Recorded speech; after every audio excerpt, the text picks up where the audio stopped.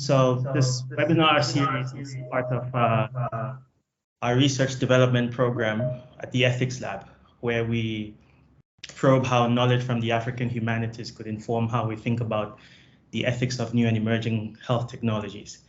And so in this particular series, our topic is whether or not, well, maybe it's a bit of a simplified question, but I'm hoping our speakers will bring sort of more insight and nuance into it.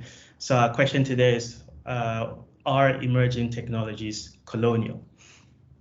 And really, it's in response to a suite of concepts like AI colonialism, data colonialism, digital imperialism, or even digital colonialism, and the coloniality of data, a whole range of concepts that really try to inscribe colonialism, whether by analogy, whether as a historical event, in terms of how we think about new and emerging technologies. And so really we want to probe these concepts to think about what insights they provide us, what are their current limitations, what is their relevance to Africa and the global South, and more importantly, what does if with the help of our speakers, if we are able to illustrate substantively the harms associated with data colonialism or AI colonialism, what does a politics of resistance look like? So in this webinar, the format is going to take the form of a panel discussion, so there won't really be any formal presentations in the way that we are probably used to in academia. The hope is that each set of, all our speakers will have a chance to address these questions and the various nuances within them. So we are joined by Everisto Benyera, who is a professor of African politics at UNISA, Heidi Swart, who is a research and journalism coordinator at Intelwatch, which itself is a research and advocacy organization looking to strengthen oversight of state and private intelligence agencies. Catriona Gray, a PhD candidate at the University of Bath, and Michael Kwet, who is a postdoc fellow at the University of Johannesburg and a visiting fellow at the University of Yale. So thank you all very much for joining us. So we're going to start with the first question. What does it mean to see colonialism or to treat colonialism as a lens for engaging new and emerging technologies? Everisto, would you care to start us off? You're on mute. Thanks very much for the focus on this very issue. Apologies for the poor sound quality. I'm sitting outside because there is something called load reduction in my house. I hope that you can hear me well, Anye. Yes, I can hear you, and I'd like to give our speakers. Thanks. So my entry point is that technology is not independent of history. We cannot take technology as something that occurs independent of what happened in the past, independent of the power dynamics, and most importantly, something that is devoid of the impact of historical atrocities. On the contrary,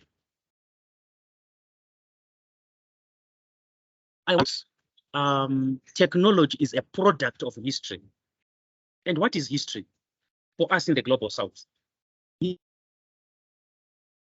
History is that of our lives where we were enslaved, where we were colonized, where we were medically experimented on as they were developing vaccines and other drugs. Our history as the Black nation, as the global South, is that of continued victimization, marginalization, and genocides, and also epistemicides, which is the deliberate displacement of certain knowledges and their replacement with a Western episteme that is believed to be more superior and more efficacious. If you may allow me, Anye, my second issue is that technology is capital-driven innovation. where the ultimate aim is to increase profitability. So logically, expect capitalism to be ethical. We cannot expect capitalism and, by extension, technology to be just, because that is not how capitalism works. Capitalism is there to maximize profit. Capitalism is there to look at human beings as a resource. And the ultimate aim is not that of seeking a just and ethical society, a just and ethical technological breakthrough. This is why technology, there are attempts to render technology ethical after the fact, not before the fact. And thirdly, Anya, the institutions within which technology and innovation occur are themselves colonial institutions. So we cannot expect a colonial institution to be just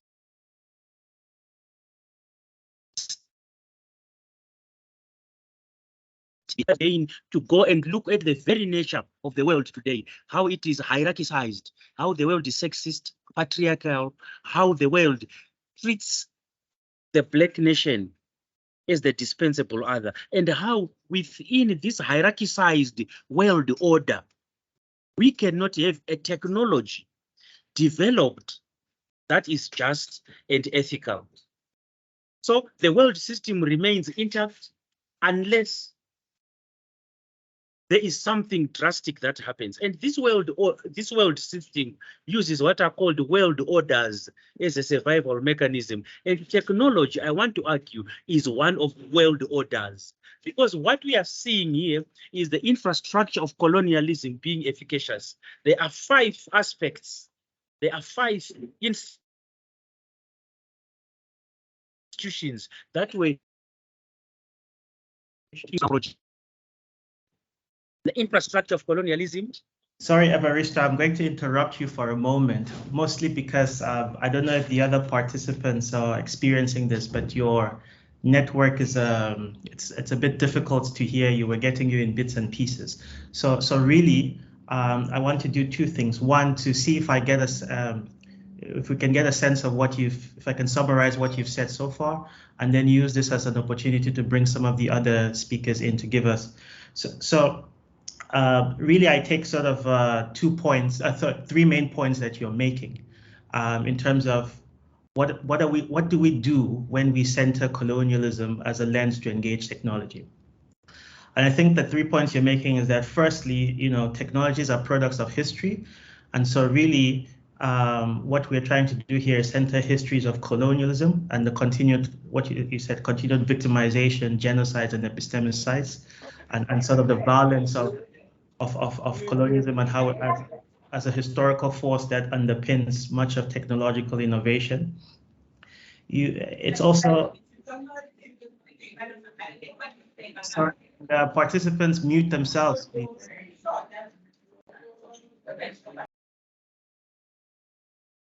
Secondly, colonialism, you're sort of making the point around that colonialism, capitalism nexus. And so, in a sense, these concepts urge us to recognize that a lot of the injustice, because colonialism and capitalism are sort of twinly related projects, we can't almost sort of expect ethics and morality, which itself is often staved off in the capitalist profit imperative. And thirdly, technology itself participates in a world system that is and is mediated through institutions like race, like gender, etc., hierarchies of being. And so it itself will likely, and these race, gender all have colonial histories and are, in your words, colonial institutions. And so it's to bring our attention to how colonialism both relies on these hierarchies of being, but also shapes them. Did I capture your points? Okay. You did. Thanks very much. And I put some notes on the chat in case I was not clear on one of the issues. Thanks, Anya. All right. Thank you very much. All right. Heidi, can I bring you in now to tell us a bit more about your sense about what is going on in the usage of concepts like AI or data or digital colonialism? I'm reminded that AI colonialism is something that you've used yourself in some of your writing.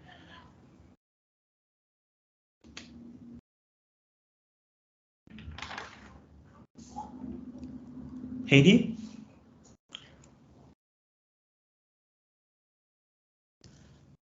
All right, I think we might have some problems there. Catriona, mostly because you're on my screen. Yeah. I'm going to bring you in. Thanks so much. Just firstly, thanks so much for having me. A real pleasure to be part of this panel on this topic. So I think Everisto gives a really good starting point for us, and I would say my comments will probably accord quite closely. And a lot of the things I've wanted to cover, I think, have already been addressed, so including this idea of any kind of decolonial critique or practice being largely and unavoidably about the need for historicization and understanding of continuity. So I would completely agree. I think there's sometimes when we're talking about and the use of some of these kinds of concepts or frameworks, it can imply, I think, more of a rupture, kind of historical rupture, or a new kind of, maybe we hear about like new eras of colonialism or new eras of capitalism.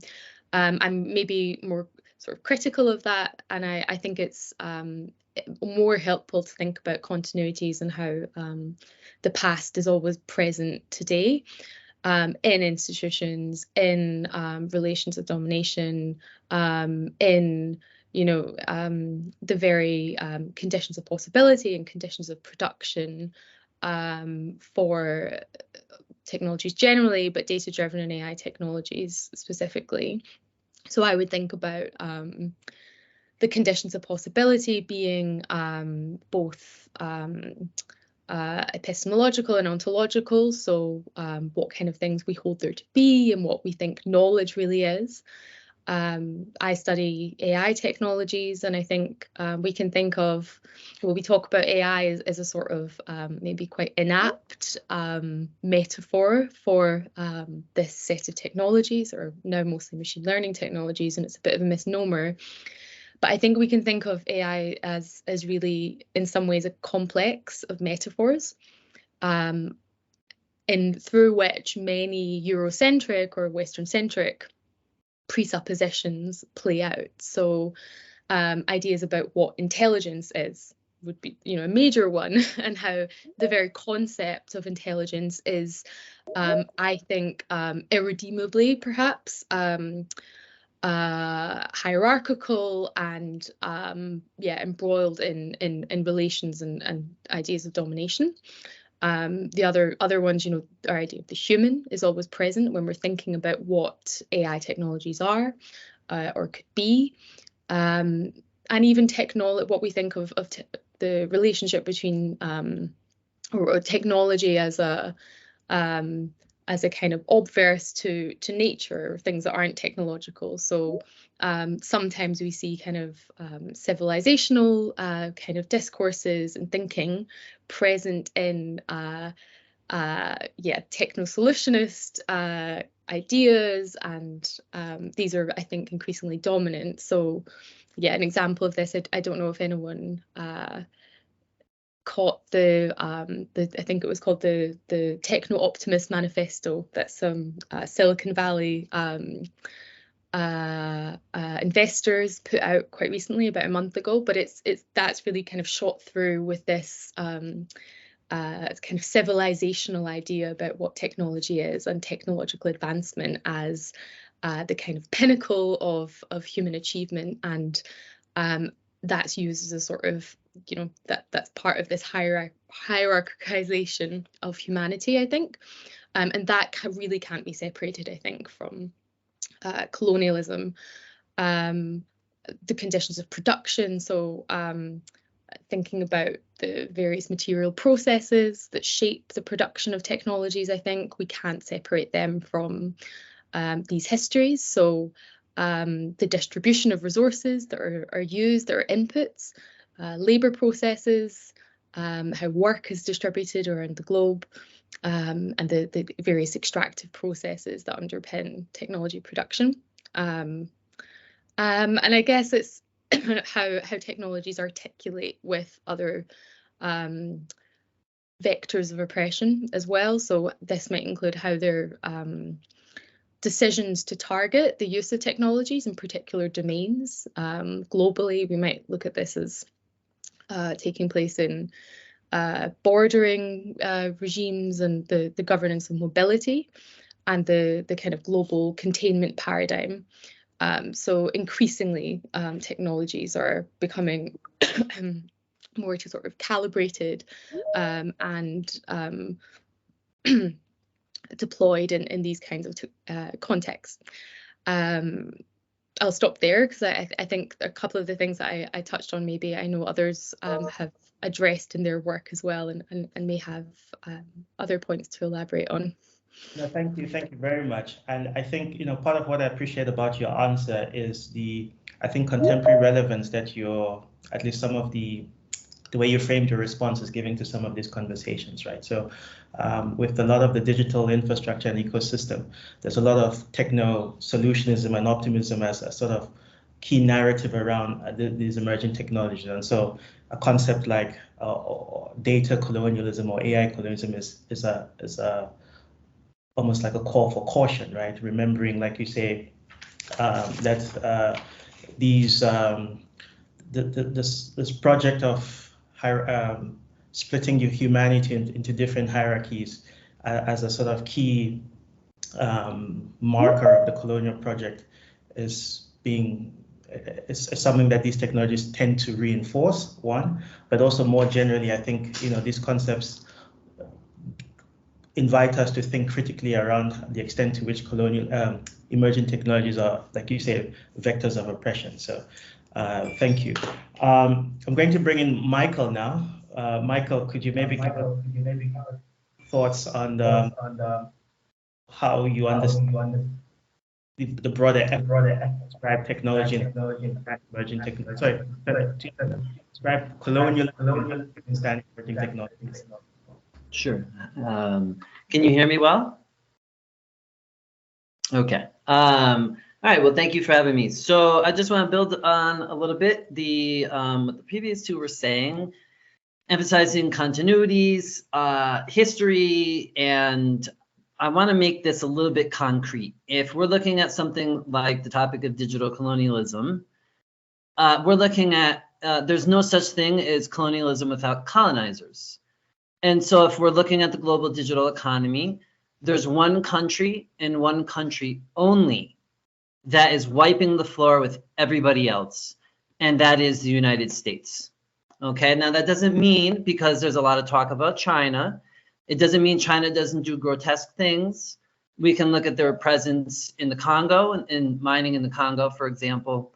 We can look at their safe and smart cities projects, but if you look across the spectrum, the big tech and digital capitalism is an American empire project. So if we're going to look at beyond things like 5G base stations and TikTok, and we're to extend out, our search engines are run by American corporations, our smartphone and tablet operating systems, our mobile app stores, the online advertising, the desktop and laptop operating systems, office software, video conferencing, email, cloud computing, social media. Even with TikTok's presence, the revenue is still way below what the US has. And I don't want to reduce it to just economics. I understand time spent and cultural influence is an issue there. But social media platforms is still US dominated. And we can keep going on and on. Streaming entertainment, semiconductor industry is another big one. The United States completely dominates the semiconductor industry. So if we're going to look at the question of digital colonialism, we have to start off with this one question: what's the core and what's the periphery? And if we're looking at that, the United States is the core. everybody else is very distant behind them, including China and collectively Europe. And so we have this behemoth right at the middle of the conversation. I would define, so I don't want to keep to just economics. You can look at political control. Big tech is heavily integrated into the US military. You can look at social control with social media, online entertainment, forces of repression with police, prisons, border patrol, and things like that. The United States, by and large, at first glance, is the world's digital empire, and this is an evolution of the colonial order. And so what you wind up having in that situation is an unequal exchange and division of labor. The rich countries, led by the United States, dominate the high-level thinking, and the poor countries, like say in Africa, dig in the dirt for metal, pick the coffee beans, and you have this grotesque, unequal division of labor that ensues in the global economy. So if I were to also extend this out, colonialism has always been also about the battle of ideas and conceptual domination, ideological domination. And so if we're to look at this issue from that lens at all, we have to say that, I mean, I've been at the Yale Law School Information Society Project for 7 years, 7. I've attended over 100 seminars. I've gone to conferences. I've gone to gala dinners. I haven't heard the word American empire come out of somebody's mouth one time, not once.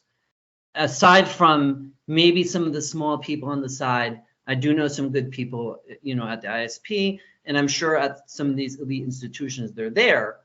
But if you look at the dominant conversation, overwhelmingly dominant conversation, there's almost no discussion of digital colonialism. And then when you do have the discussion of digital colonialism, it's usually some watered down abstraction. There's no American empire in the center. There's no responsibility taken on behalf of the people who are commanding this conversation. The conversation is dominated by the likes of Yale, Harvard, MIT, Stanford, Oxford, Cambridge, Humboldt Institute in Germany. So if you look at the people who are dominant, and then of course you have your corporate media, some of your government institutions who are doing research, all of them have taken this out of the equation. So now think to yourself, imagine we were talking about politics in the 19th century, and there is no mention of the British Empire, as if it doesn't exist. I mean, it's pretty grotesque. So we have this issue here where there's ignoring the topic of the center of gravity, the root cause of the problem in terms of a historical actor. And that's where I just want to close this part here. If you look at the issue of AI colonialism, I want to bring up the case example of that study that was done, that was published at MIT Technology Series by Karen Howe. Heidi co-authored on one of them. If you look at the series there, first article is on Boomacam and the role of in this so-called data colonialism. I'm not saying so-called as a concept in general, but this notion that data colonialism is about the colonization of life itself, which doesn't have any coherence to it at all. And it allows this conversation to exist. So you have 4 articles. First article is about Boomacam, no role of the United States in there, okay? Second article you have on Venezuela. There's an app called Appin. It's about crowdsourced labor. It's very low-level tasks like Amazon's Mechanical Turk. But here the focus is on Appin in Australia and Scale AI, which is U.S.-based. The third one is about an app that's used for food service delivery in Indonesia called Gojek, which is Indonesian. And then the fourth one is about resistance coming from people in New Zealand to language colonialism by running their own nonprofit language models. And you look at the collection of things, and it's like, well, digital colonialism is just going, data colonialism is coming from everywhere, right? So the issue then, and then if you look at what Karen Howe did, she left MIT Technology Review. She goes to the Wall Street Journal to cover China for Rupert Murdoch and the rabid right-wing audience in the United States. And most of what she did there was China bashing for the new Cold War in the United States. And now she left there and she's at, I think it was the Atlantic or something. But you look at this kind of stuff, nobody says anything. Nobody says anything. So if we're looking at the issue of digital colonialism, the first place we need to start with is who is responsible for this domination that exists, that evolved domination of the West that exists. And if we're talking seriously and we're looking at the facts, we're starting with the United States. And then we can enter into the nuances about China, Israel, Europe, and others. Thank you so much, Michael. I think what strikes me with your account here is, I think one, first of all, latent in your description is, referring to colonialism and imperialism as sort of markers, first and foremost, for the concentration of power. So these concepts sort of allow us to interrogate how power is configured in the digital ecosystem. But really, to get more concrete, we have to start identifying who are the colonizers, who are the colonized, and your contribution really speaks to the extent to which the technologies are a platform for almost a part and parcel of a U.S. digital empire political project. So I mean, there's some interesting things you say that I sort of want to take on in sort of the next round of questioning, particularly around, and I think this is where you have some similarity with Catriona in terms of as much opportunity is contained within some of these concepts. We often may be guilty of not taking them far enough, right? So in your case, whether it's failing to actually name and locate where sort of power is concentrated, or in Catriona's case about talking about colonialism by analogy without really specifying the institutions and mechanisms through which the sort of colonial institutions and mechanisms that digital technologies rely on. I just want to bring in Heidi here to give us her sense on what we are doing when we sort of center colonialism as a lens to think about emergent technology before we get onto some of these other questions. Heidi?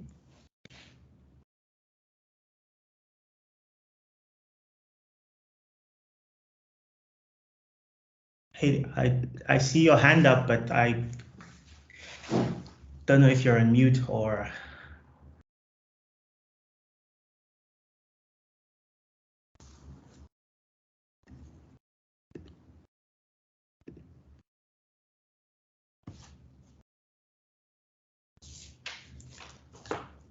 Okay, I think we're going to just move on to the next set of questions, which is,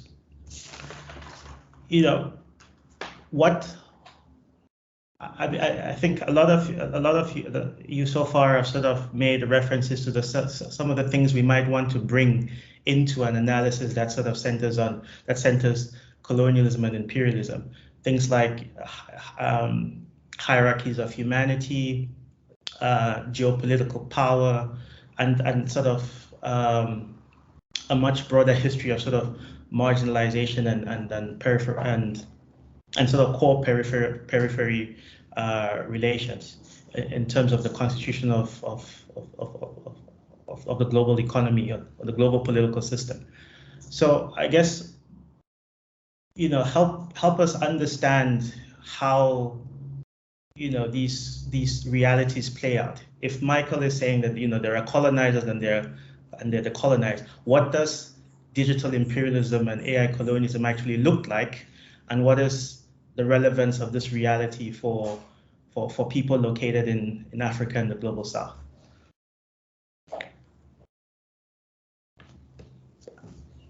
Well, maybe we'll say Catriona, you can go first, and then after that Everisto and Michael.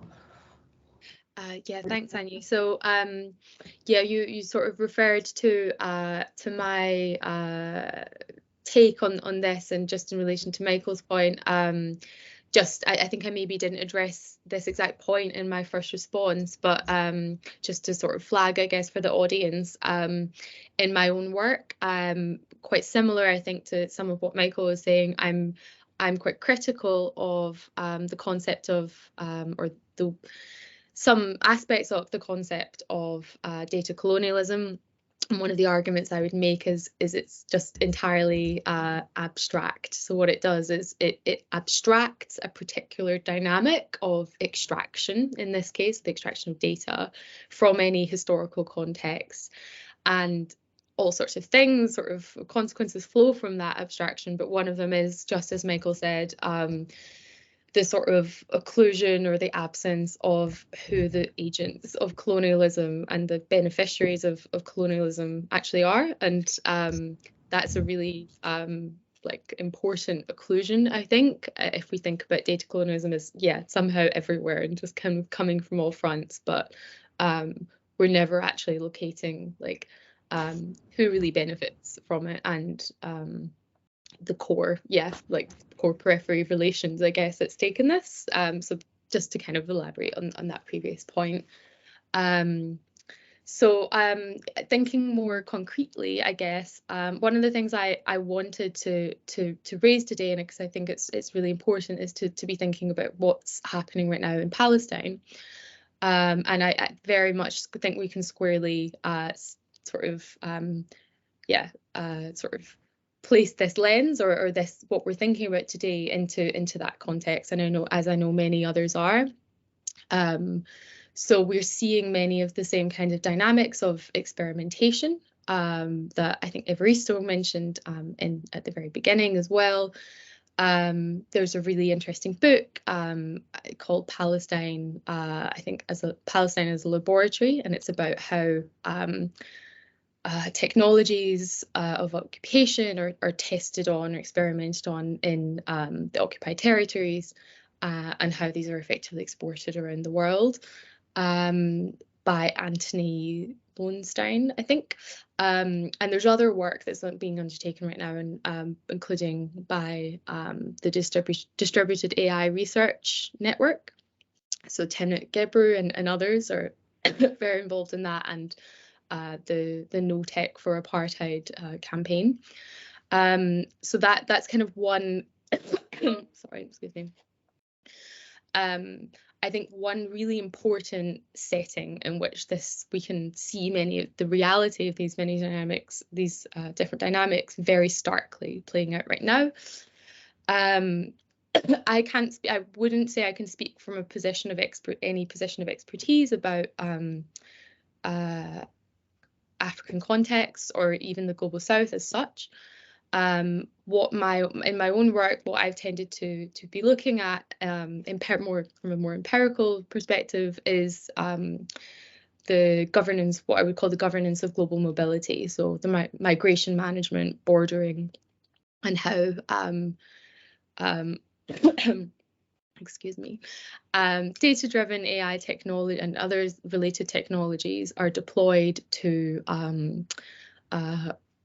in many different ways, but including to reinforce and to externalize bordering, to make predictions about the flows and the migration of people, to assign risk to people who on the move, and basically to shore up just paradigms of exclusion and containment in global mobility. I don't know if you want other examples, Anya, here. Perhaps, I don't know if Heidi's able to come back in. I don't want to take up too much of her time. But yeah, I'd be interested to hear if anyone else on the call is doing empirical work or has examples that they want to bring in here. Yeah, thanks, Catriona. Sorry, I have to join in, Anya, without my video so that I can improve my bandwidth. I did a lot of work on the impact of technology, especially in Africa. There is a place in the Congo, in the Eastern Democratic Republic of Congo, called Walikale. This is where about 80% of the cobalt that is being used in all smart devices is extracted from. There is what we can call ruthless extraction. People are being displaced.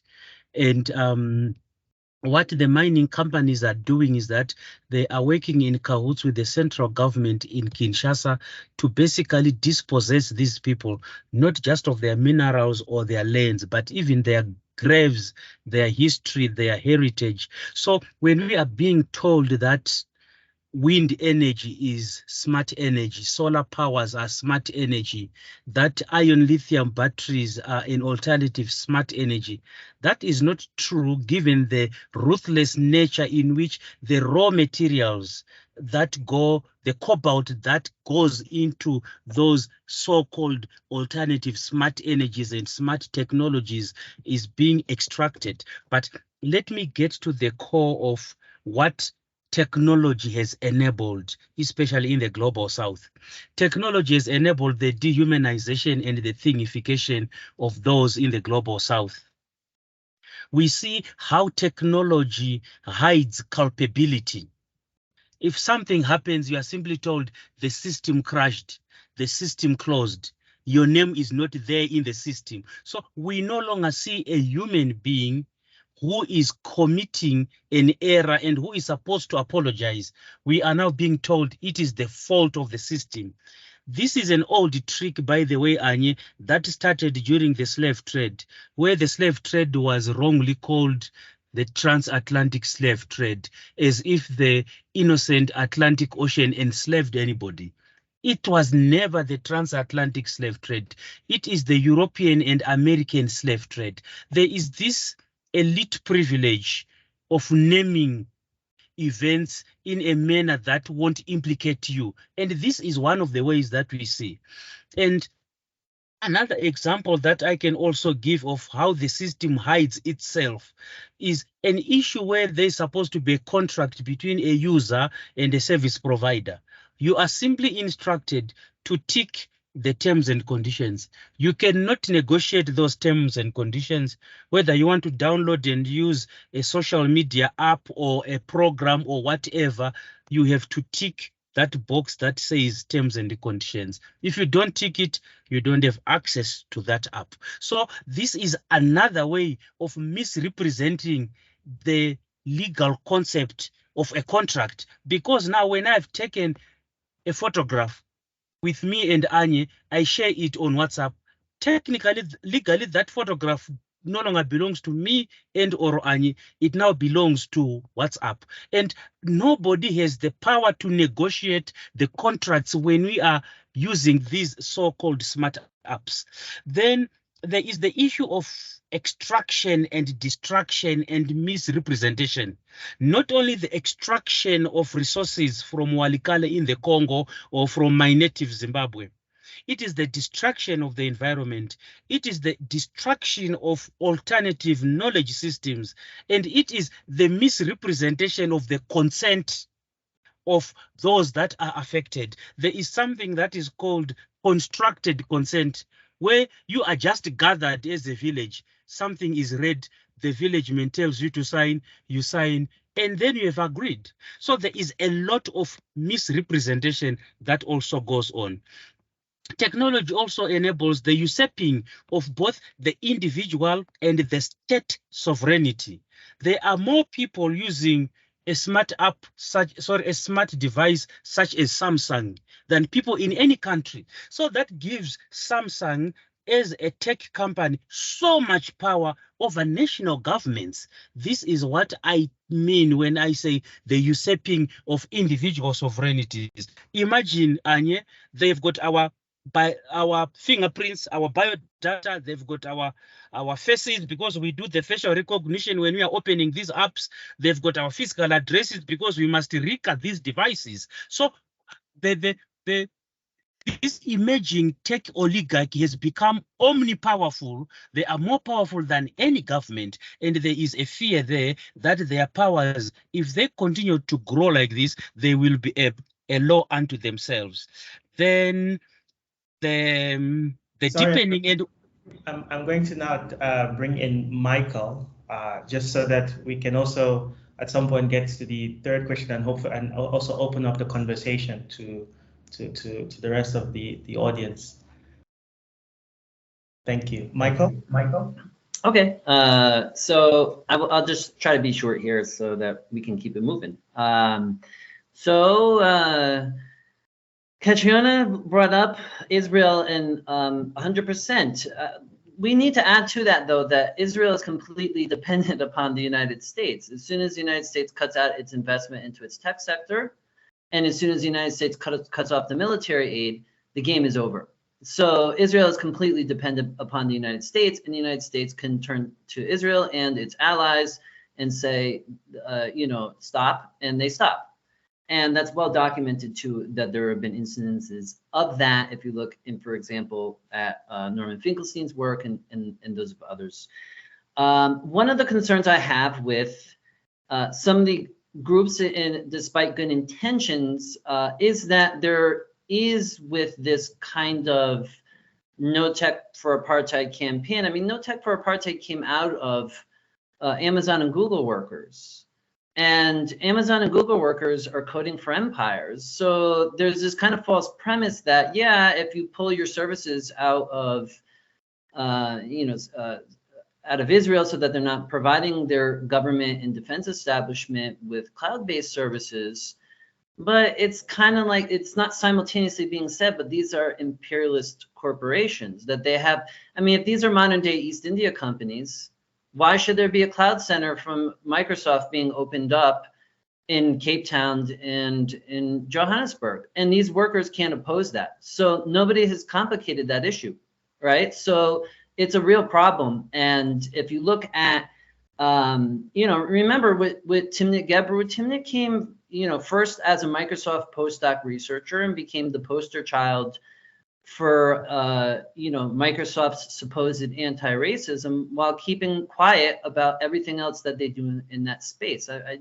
did a lot of the research on Microsoft and the police and prisons, and then moved on to Google. And the thing is, if she was saying the right things in the first place, she would have never gotten hired from Google in the first place. And then they go and they take money from Rockefeller and Ford and MacArthur and all these big foundations, and these big foundations are problematic because they have a capitalist agenda, right? So that they're not funding things that are hardcore opposition to American empire, and they're not going to.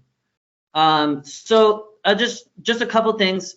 Gig workers, because you're looking for human experiences. Here in South Africa, right? You see driving all day long, food service delivery workers, Uber workers. A lot of the cars for the Uber workers, they don't even own the car.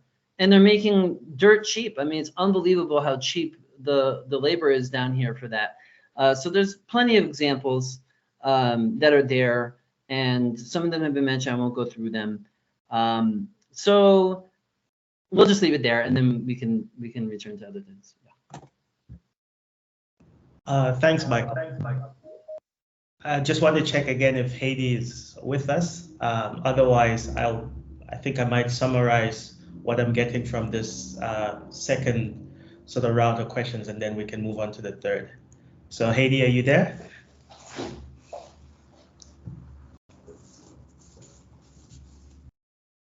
Okay, so I think, obviously in a session like this, it would be impossible to go into any one of the examples you've given.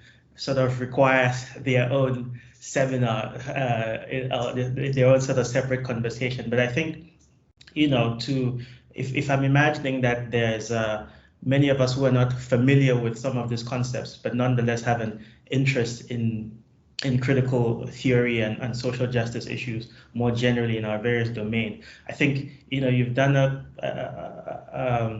you've been very helpful in sort of spotlighting some of the issues that we might want to pay attention to when we try to think about the colonial constitution of emerging tech, whether that's in ongoing struggles against settler colonial realities like in Palestine, and the extent to which technology is part of a broader sort of surveillance project that creates zones of non-being, to paraphrase Fanon. migration management and the precarity about sort of refugee experiences, and sort of the broader project of sort of maintaining boundaries in their violent manifestations.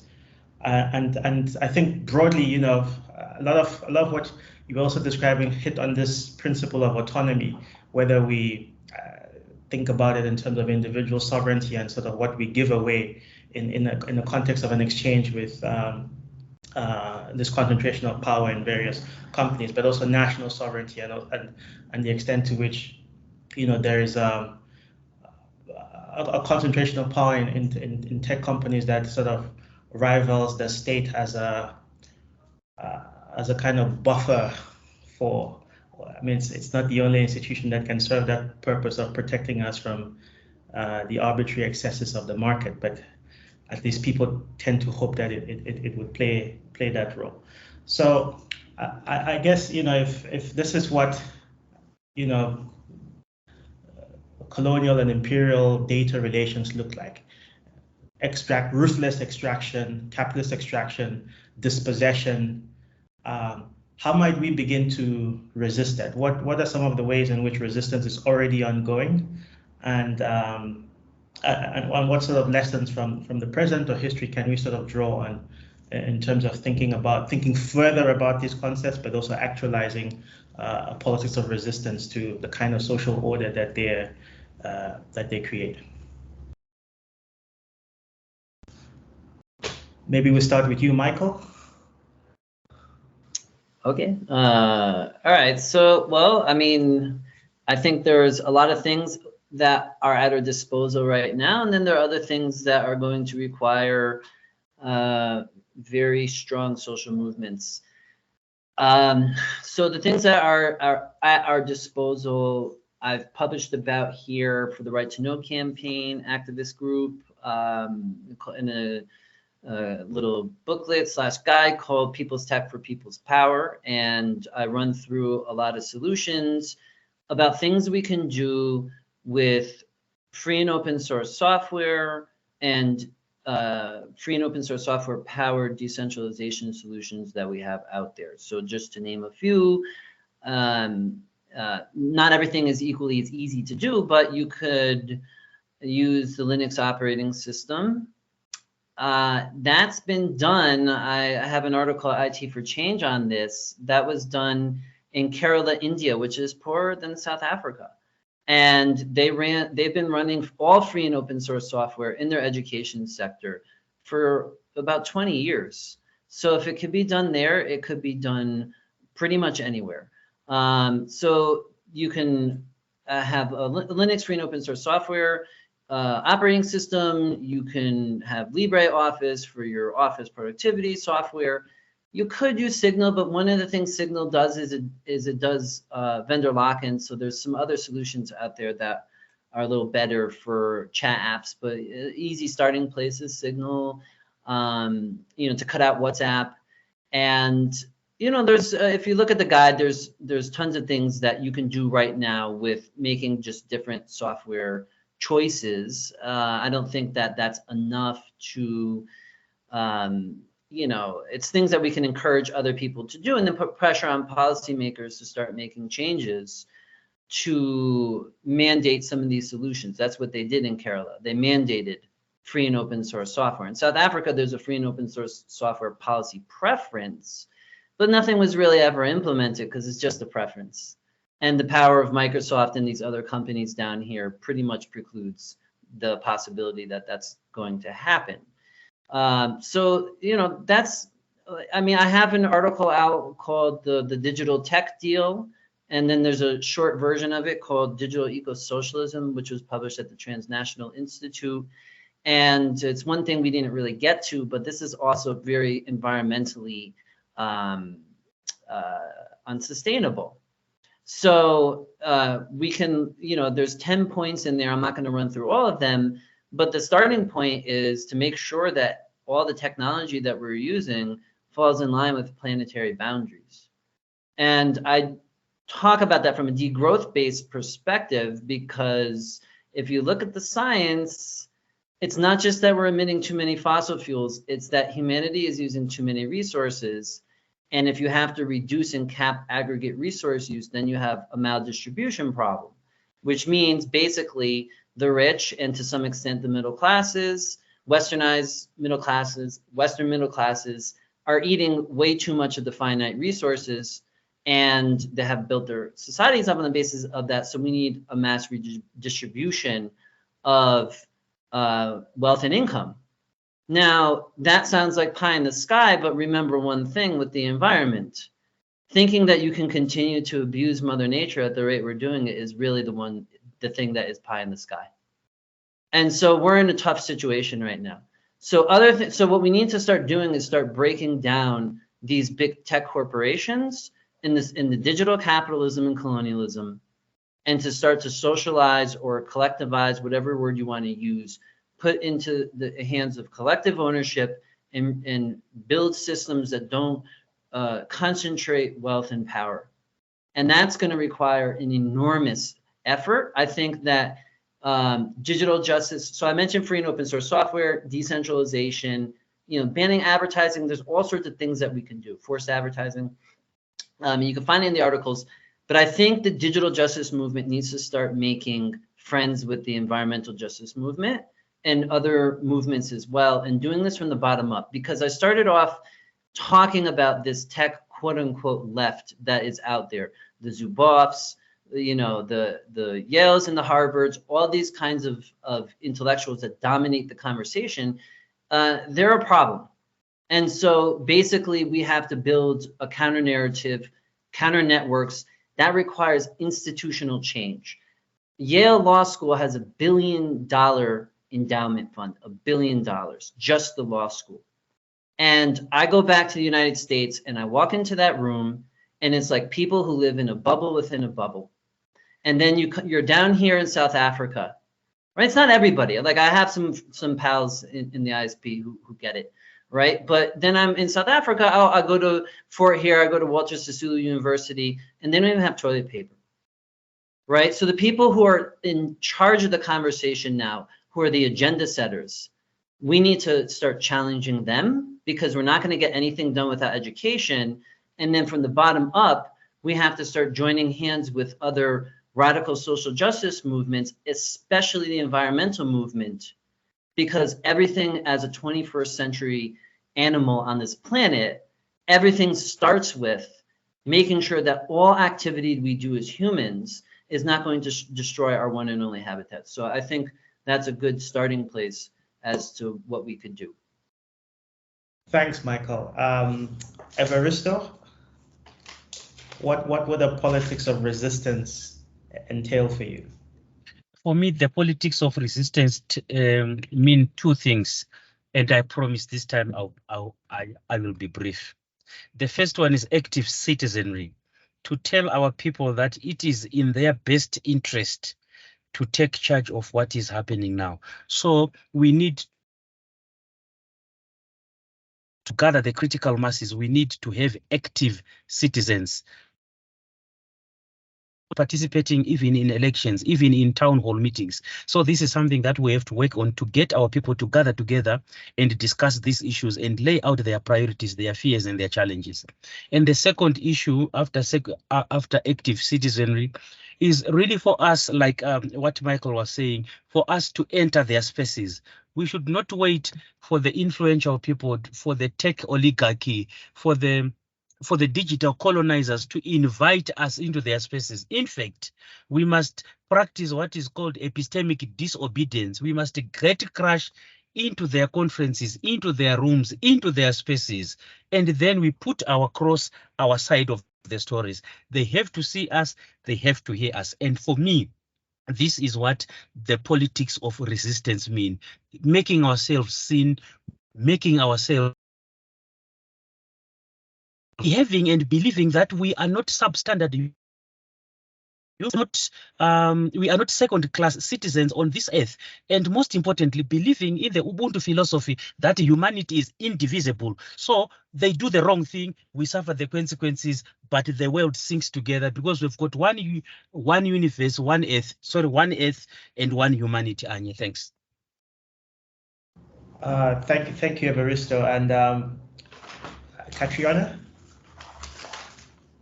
Yeah, so thanks to Michael and Everisto. I think I just, because of the nature of what I research and where my expertise lies, my interpretation of this probably takes a bit of a different direction, although I would agree with a lot, if not all of what's just been said.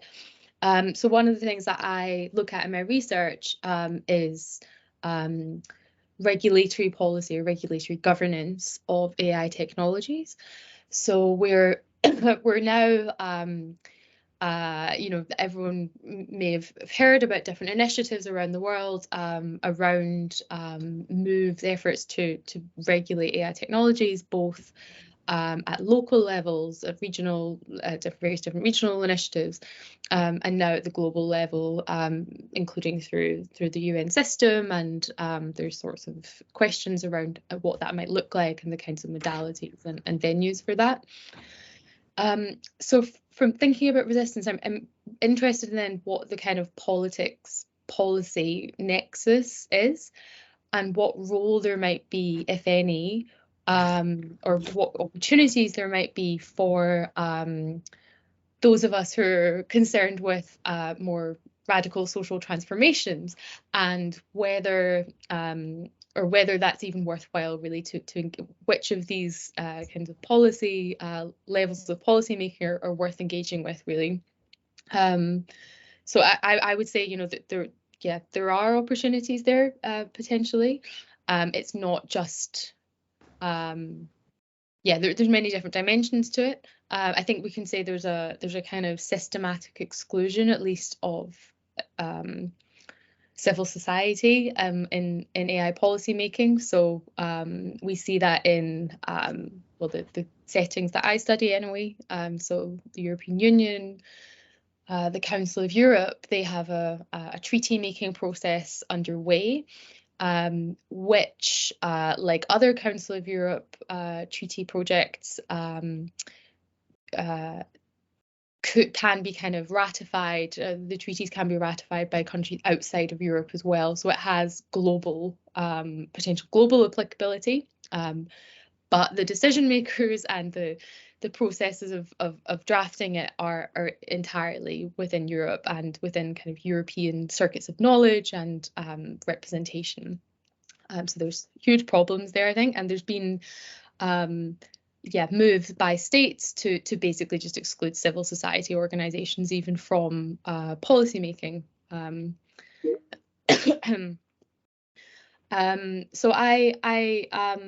I think it is important to think about these kinds of, for example, the European Union AI Act, which has proposed regulation on AI technologies. I won't go into a lot of detail here. There are huge limitations, I think, to this kind of instrument from all sorts of different perspectives. But I think it's really important to be aware of how, in a sense, the inevitability or the kind of inexorable path of sort of diffusion and a wide-scale adoption of technologies is kind of potentially talked into being through these kinds of projects to regulate AI technologies, and how there might, where we can look for opportunities to disrupt that, to refuse, to reject these narratives of inevitability. But yeah, there's, on the whole, I think these are very entirely elite-driven and closed policy processes, even from a fairly liberal sort of framework. They're kind of quite poor, I think, by a number of measures. But I think there may be opportunities if people if we're creative in how we think about engaging with or using these as examples of the shortcomings of dominant, to identify dominant ways of thinking about, for example, AI harms. So what does something like the EU's proposed AI Act not cover? I mean, it has an entirely narrow, very legalistic, market-oriented set of goals and sets of understanding about the harms posed by technologies or the risk posed by technologies. So yeah, there's potential opportunities there, I think, to show how we're just not well served by these efforts to sort of curtail the power of tech companies or to address some of the harms of technology. They fall so far short, I think. And I think a sort of decolonial perspective or yeah, any other kind of emancipatory or critical kind of framework really needs to be brought to bear on these instruments, because they will have quite important ordering effects potentially when enacted. I'll stop there. Thank you. Thanks, Catriona. If I could just, you know, again, all of these sort of, you know, can be. I think it's best to take these suggestions as sort of conversation starters, because there's a lot of depth and nuance in them, and each sort of deserves sort of their own conversation. But if I could just work my way backwards to think about some of the opportunities that, you know, you all have foregrounded. I'm hearing there is some opportunity in either existing or emerging regulatory frameworks and policies, either in terms of coming up with new ones or thinking about the limitations of existing ones and what they fail to cover. A lot of emphasis being placed, well, some emphasis being placed on civil society as a possible locus of emancipatory energies, and Everisto's sort of emphasis on kind of active citizenry, and sort of some. And also, I mean, obviously not a point that you could delve deeper into, but one that strikes me nonetheless, you know, what philosophical outlooks, what sort of knowledge system, theoretical and conceptual frameworks could we possibly draw on in terms of how we think about alternative futures? And I think there is some mention towards relational ethics, broadly construed, in Everisto's point, and sort of actioning this through acts of epistemic disobedience. And Michael, sort of, you talked about both sort of individual decisions that, you know, users of technologies can take, the alternative software choices we can make. But I think a lot of what you spoke about was, you know, destabilizing the hegemony of the digital left in sort of how and the control over which they have over some of these conversations. Reinvigorating this idea of the commons, and sort of broad range of actions that could possibly, I mean, you didn't so much give actions, but nonetheless, a desirable goal is to break up the concentration of wealth and power within this ecosystem. So to our participants, I just want to say that this webinar is really sort of intended as a, you know, broad strokes introduction to a conversation that the ethics lab would like to have on an ongoing basis. I think, you know, really what we see here is a flavor of some of the different things we might want to focus on going forward. But nonetheless, we've got some idea of what a decolonial critique of emergent technologies, some of its core claims, some of the illustration that sort of grounds the potency of its claims in terms of the legacies of extraction and dispossession that, you know, take place around the world. But also, you know, we shouldn't just end at critique, but also in imagining alternative futures, we think about all the different ways in which we might foment resistance. So I want to thank our speakers very much for, you know, for at least helping us initiate what would be an ongoing conversation, and would like to open up the floor to questions from the rest of the participants. Thank you very much. So if you have a question, you know, you can just, I mean, it would be great if you could just come up, either unmute yourself and ask the question, or you can, if there's many of you at a time, you can raise your hand before doing that, or you can also just pop your question in the chat.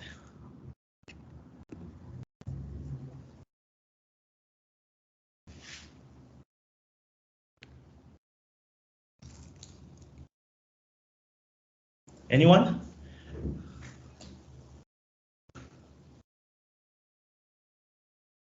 Anya, there are already 2 questions or 3 questions in the chat that you could start off with.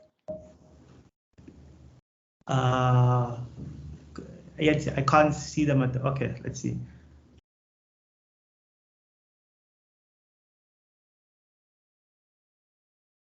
So I think this is a question from Cornelius. I guess one challenge for me is with understanding the moral wrong of digital or AI colonialism. Colonialism tends to involve a number of wrongs: epistemicide, ecocide, genocide.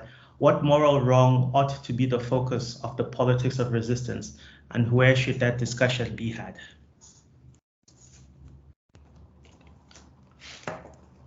Michael, Catriona, Everisto, do any of you want to?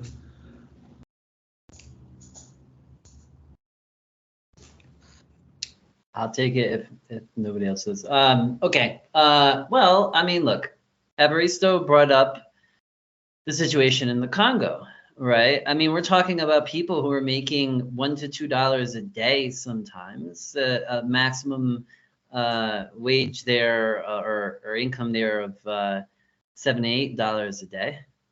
They're caked in toxic material, children, babies, you know, caked in this material. I'm pulling here from Siddhartha Kara and his research into what's going on in the Congo, right? And he went there. He's a professor from the UK, and he's told the story, wrote a book about it, and it's really crazy. It's basically modern day slavery. So yeah, if that doesn't move you to care, then you don't have a pulse. I'm not accusing you. I'm just saying they're at the extreme end of the spectrum. I mean, it's really grotesque. And this is all because what does cobalt do? It prevents your batteries from overheating. So it's needed in basically all the lithium ion batteries, right? So every corporation that's putting stuff out there, it's predominantly Chinese mining corporations by now in the Congo, but it moves up the supply chain, right? So everybody has their hands dirty on this. And, you know, all the big corporations, right? So, you know, I mean, that's one starting place you can look. I mean, on the most extreme end and grotesque end of the spectrum. And I suggest you look into, you know, what he's written and others have written. I mean, it is intense what's going on in the Congo. And it's not the only place in the world that really grotesque things are going on. All right, so you can start there. I brought up earlier unequal exchange and division of labor, right? And I think that's a really important concept. It sounds a little bit abstract, but if you look at the world's economic order, we live in computer-driven societies for the most part. Even a society like, take Madagascar. I interviewed somebody once, like, oh, okay, what's your education technology like down there? And they're like, yo, dude, like, we hardly have any internet. There's not a lot of devices. You know, Madagascar is just mad poor. They didn't say it in those words. But the point is that even if you don't have tech in your society, you're touched by this digital colonialism issue because there is a global marketplace, and what you can get for raw materials extraction on the global market, or what you can get for cash crops and things like that, is dirt cheap in comparison to what you can get for high advanced technology products and services. And so if you look at the world economic order, well, the West, it still dominates the lion's share of the wealth. And if you don't like that, I mean, what, Elon Musk is worth, what, 260 billion or something like that? I don't know what the latest number is, but it's not just him. It's the rich executives and shareholders on Wall Street and all these folks, the computer programmers. I mean, look, we're looking at mean salaries of $250,000 a year. For a South African audience, that's something like, what, 5.5 million rands a year? Now, cost of living in San Francisco, New York City, et cetera, is higher, but they're still over-consuming their fair share of the finite economic resources that are on planet Earth. And so, yeah, I can sit in front of my computer and I can code how to spy on people for my company's advertising, and I can pull in $250,000, $300,000 a year. whereas somebody else somewhere halfway across the world is making a few bucks a day to pull toxic minerals out of the ground all day. I mean, so that's really what this is about. And so if you want to look at like, why should I care? It's just producing and reproducing on those historical grounds that had been set once computers emerged. It's no mistake that the West has taken, and now led by the United States, of course, coming out of World War II, that they've taken the ownership and control of this economy. And yeah, again, I just want to say one more thing. Yes, we can blame China too for a small fraction of things by comparison, and I don't want to downplay those things. But if you don't want, and also this Silicon Valley model concentrates wealth inequalities. So if you're looking at a place like South Africa, well, what happens? Okay, well, we have Uber Eats down here, and we have these kinds of companies. Oh, so somebody comes along in South Africa, they say, oh, look what they do. And they say, we can do that here too. And now you have Mr. D. And so you have Mr. D, some probably white people who are sitting, you know, in Cape Town somewhere, getting rich, putting black people to work, getting paid almost nothing, driving their motor scooter up and down the streets all day, get no worker rights, you get injured, it's on you, all of this kind of stuff. And so you have that replication as well. And yeah, so if you don't like inequality, then, and you don't like these kinds of extremes and suffering and exploitation and minority domination, then at that point, that's why I think, you know, you should care.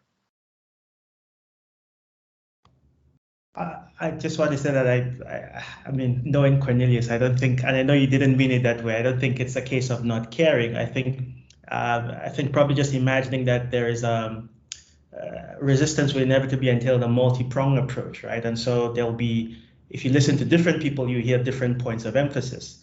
So, for example, Michael, as much as you've offered a whole range of starting points, I think just listening to you, a lot of your examples emphasize sort of intervening in terms of the global division of labor. And I think just listening to you, that would sort of be your priority, right? But maybe someone else might take one of your other suggestions, like, you know, more solidarity between the digital movements and environmental movements as sort of a starting point. Catriona? Yeah, so yeah, thanks, Michael, for that as well. I think that gives us a lot of yeah, a lot of things to think about. I guess from there, where I would take it is, well, how do we render a lot of these processes, these patterns of exploitation and so on, visible? And how do we stop them being rendered invisible? So one of the things I think is quite important potentially is the sort of relationship between the politics of expertise, I guess, and the politics of interests, and how we produce knowledge about both the technologies, or how to sort of fundamental research on technologies, but also the effects and the social world implications of technologies, I think is really important. So yeah, one obvious place to look would be the university, though I think not exclusively. So we might think about things around how do we maintain academic integrity and independence in research? How do we stave off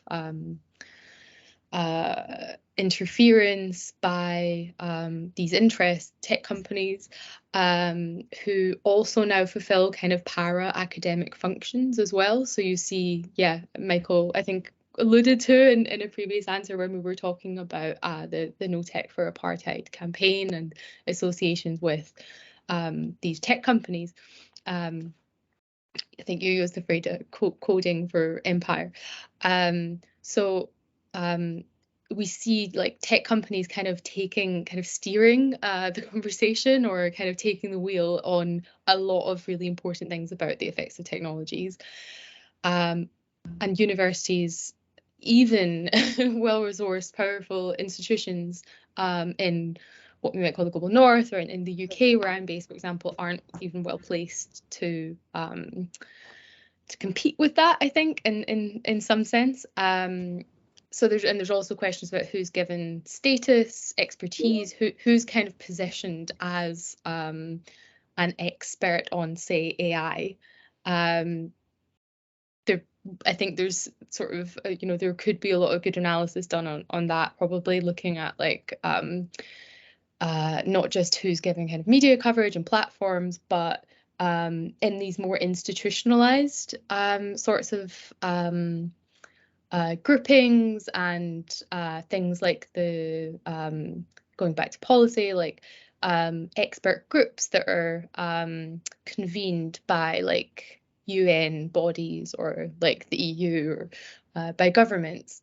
How does that knowledge and expertise enter into those processes and shape how we think about technology and its various different effects?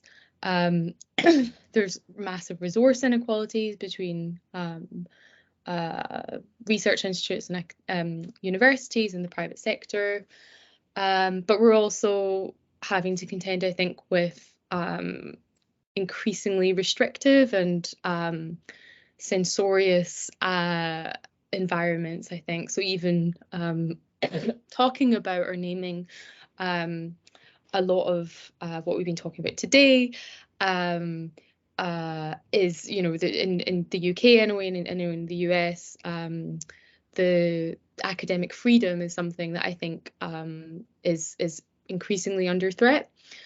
So I think how to kind of go back to the question about sites of resistance and kind of where we focus, what the wrong is and how we go about addressing that.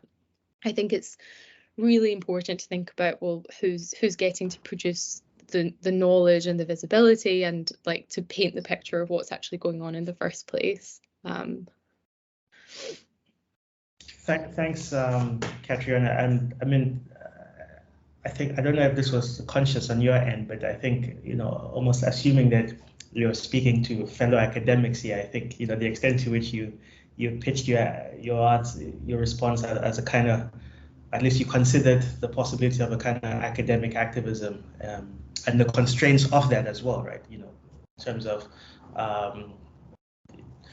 the erosion of academic freedom, I think is potentially helpful as well. The flavor I get from the chat room is that I think people would like a deeper sense of what alternatives are possible beyond sort of an anti-capitalist critique.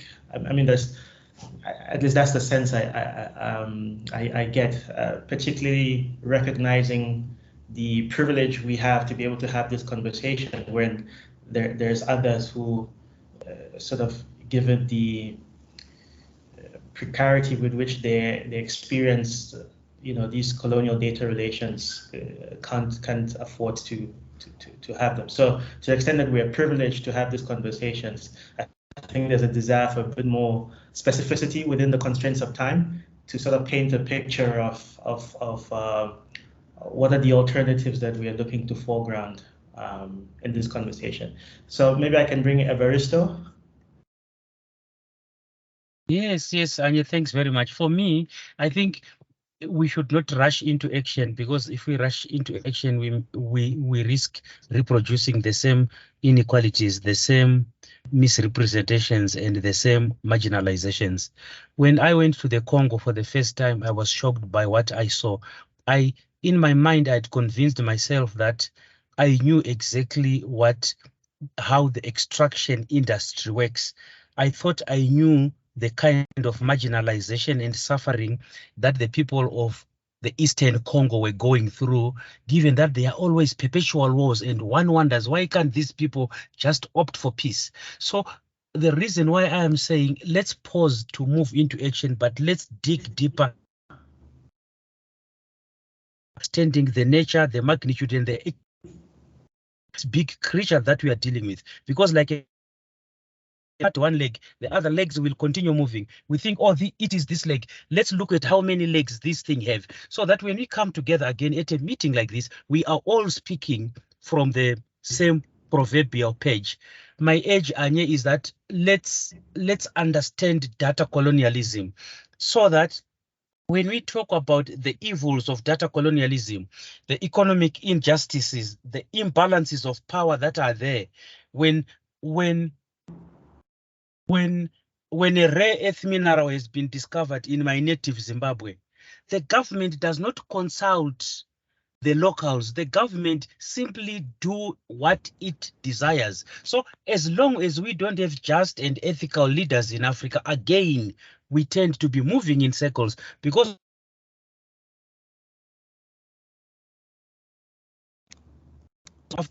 but these are elites that are practicing what we can call elite preservation. So my call in this meeting is for us to invest more into understanding what exactly is going on. And may I request for permission to depart because I've got another engagement in 4 minutes time. Thank you. That's perfectly okay. Very grateful for your time and the insights that you provided. I mean, some of the questions are quite long to read, so I think it'd actually be great if you could just, put your come off your mic and maybe explain, where you're coming from or what you'd like to hear more about, whether that's Nomusa or Prof. Mudley. Is there anyone who's willing to come off their mic, or to our speakers, if you've had a chance to read through some of the questions, maybe you can just respond to something that's caught your eye.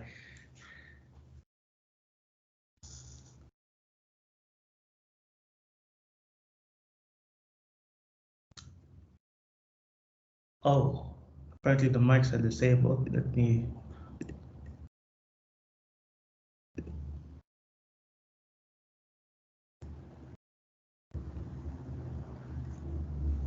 Let me see if I can. Hi, Anya, can you hear me? Yes. Professor Mudley here. So, yeah, I've listened with great interest to all the arguments, and I think there's a lot of merit in much of what has been said.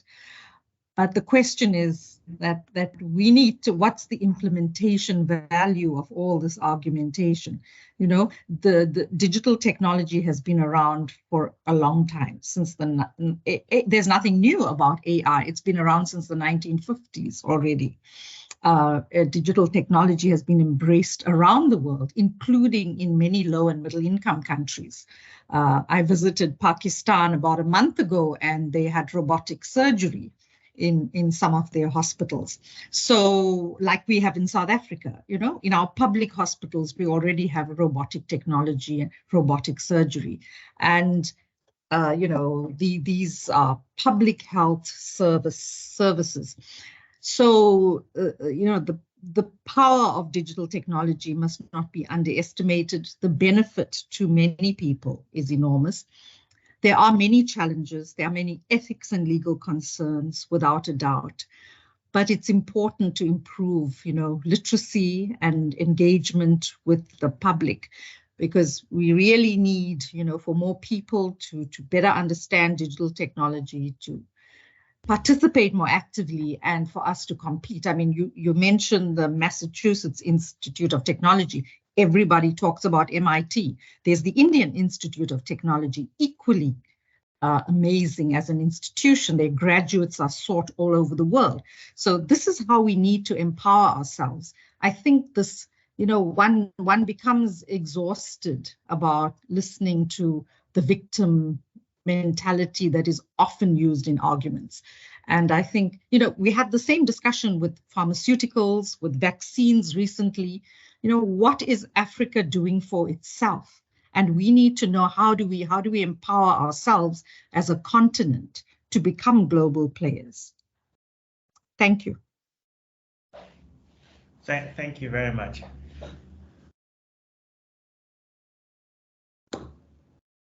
With Michael or Catriona, any of you care to comment?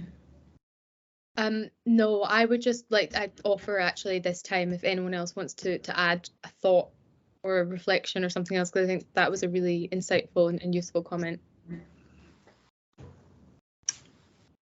Okay, I'll take this real quick. Well, I would respectfully disagree I mean, maybe we wouldn't disagree so much if we kept talking, but on the surface of it. So let's start with a few things. There is something new about AI. I mean, if you want to look at AI being around since the 50s, the form of AI was more logic-based.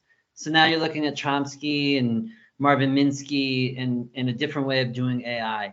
Then you have your statistical big data oriented form of AI. And what I'm saying here is that what I think is new today is that the capacity to collect all of that data and make very advanced things occur with it, that's new. So I do think that, you know, the big data is new, and because the big data is new, you do have something that is distinct about the current state of artificial intelligence. In terms of there being legitimate services and benefits, yeah, I mean, you can make the same argument about fossil fuels. You can make the same argument about colonial railroads. That's one of the big ones, right? In the UK is there's still a lot of people who say, oh, well, we gave the railroads to the Indians, right? Like, I mean, hey, thank you, Facebook. Thank you, Microsoft and Amazon and all these corporations that are sucking the global South dry, right? I don't think it's a legitimate argument, to be honest with you. And I think we do need to stand up against that. If you're looking at something like literacy engagement, well, this is, again, I mean, we're in such a bad conversation, in part because of the hegemonic Western scholars, the Zuboffs of the world, you know, the Yochai Banklers. You can put a million people out there. The people who control the conversation haven't done a good job of it. They live within a very reformist capitalist framework. You can scoff at that, but I want to go back to what I was saying earlier. We are marching straight towards triggering tipping points that are going to cascade and completely mess up the environment. The tech ecosystem is part of that. We have no time. The tech, what we're talking about tech today, is nested within a broader context of capitalism and colonialism. And if we don't draw this system down, it's going to destroy us. So we're either going to destroy this way of life that we have, or it's going to destroy us or make this planet a place that we don't want to really have to even contemplate. So I think that the days of reform are over. And I think that we need to have very strong movements for class abolition, and we need to think and understand the way that this tech could be. I mentioned and I think that applies to big pharma, big agriculture, and all those other things. And I just want to say real quick, I mentioned the digital tech deal thing. The reason I wrote the article, there's a long form journal, there's a shorter version at the Transnational Institute. You know, it's a starting point. Phase out intellectual property. Intellectual property, this is economist Dean Baker. He's a pretty solid economist, not an anti-capitalist, but rents cost an additional $1 trillion per year. You know, these cloud computing infrastructures, just take something like the Simo Hong precinct that Wits built a few years back, right? It's built with Microsoft money. It's built with IBM money. I wrote an article about this called Infrastructure as Debt. That's basically debt. So here you're in the global South. You don't have much money, even if you're more elite institutions like your Wits, like your UJs. And some rich corporations come to you and they say, hey, we'll build a state-of-the-art facility for you. And now you can have startups come and try to set things up in there. You can do classes and all sorts of things in that. But the quid pro quo is you're basically, you know, now in debt to these corporations. You're not going to teach the truth about what these corporations do. And it's a pipeline for these poor Africans to work for these corporations and their partners. Okay, I mean, look, we need to start with the education. But the problem is, so when I say intellectual property, socializing the platforms, socializing the clouds, things like that, these things are also interrelated, right? They intersect. The power of these things intersect. So if you own the intellectual property, look at the work of Cecilia Recap on intellectual monopoly capitalism. Apple sits up there, it owns the intellectual property, it doesn't produce the phones, but there's this supply chain that it goes across, right? And so they're able to command that supply chain now. Well, what else do you have going in there? You have the processors that are going into the phones. So the business for Apple is also the business for Qualcomm. It could be business for Broadcom, et cetera, et cetera. ARM, which is UK based, and then Japan backed with SoftBank. But the point is, you look at the cloud centers. Well, the cloud centers are empty things. They have semiconductors packed into them. So now I'm Amazon and I'm building a cloud center here in Joburg. I'm also doing business for AMD. I'm doing business for Intel. I'm doing business for NVIDIA. It's a very tightly integrated system. And if you want to displace it, you're going to have to go to the root causes. You can't tinker around the edges. And my core disagreement here with any suggestion that we should be appreciative of these companies, or that we should, you know, that it sounds counterproductive to identify the root causes and shine a light on how wicked this is just to say that we have a time frame here. I suggest checking into, if you haven't already, looking at the environmental situation in relation to capitalism, and then placing tech into that situation. Because if we don't start trying to build radical movements for social justice, which goes right hand in hand with environmental sustainability, then everything in about 20, 30, 40, 50 years is going to look very ugly. So I think that, you know, I would, you know, put things differently. Thanks, Michael. So what I mean, we are over time. So first of all, thank you both for staying beyond the allotted time, and also thank you to participants who, you know, staying on. So I think just to almost, you know, recognize that a sacrifice, and I'm also guessing that it's not entirely a sacrifice because you're here because this conversations are really interesting. And I think what I'd like to do, I think, is almost follow up on Catriona's suggestion, which is to just invite, because this is going to be an ongoing conversation, to just invite participants to, you know, either put more comments in the chat or preferably come off the chat to just offer a few reflections or comments and even questions. These questions don't need to be answered right now. We can just, you know, see them as you know, where we'd like to take this conversation going forward.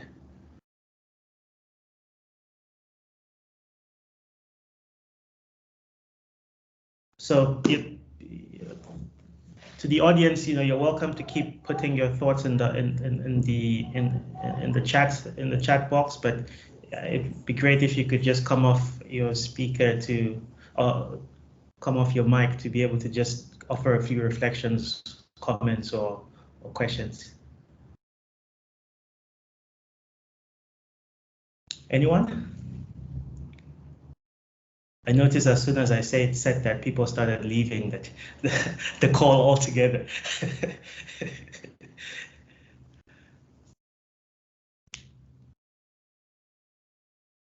Okay, if not, I'm just going to say, you know, thank you to Michael, Catriona, Everisto, and Heidi. Unfortunately, Heidi has some issues logging in, but hopefully we'll be able to involve her in future conversations. Thank you both for the really, thank you, well, both of you are left now, but thank you to our speakers for, you know, the really insightful contributions that and sort of directions in sort of thinking about, you know, the colonial constitution of emergent technology on an ongoing basis. I definitely think this is a conversation we need to have on an ongoing basis. And I think you've sort of given us some very important insights on a range of questions. So thank you very much for your time, and to our audience as well. Thank you very much for coming. And yep, have a good afternoon. Thank you, Anu. Thanks so much. Just want to say thank you for your excellent facilitation, and I think you kept the whole conversation going. So yeah, it's been a real pleasure. Thank you. Thank you. All right. Good afternoon, everyone. Thanks, Anya. Thanks, Catriona. And Everisto, if you're gone, but this is great.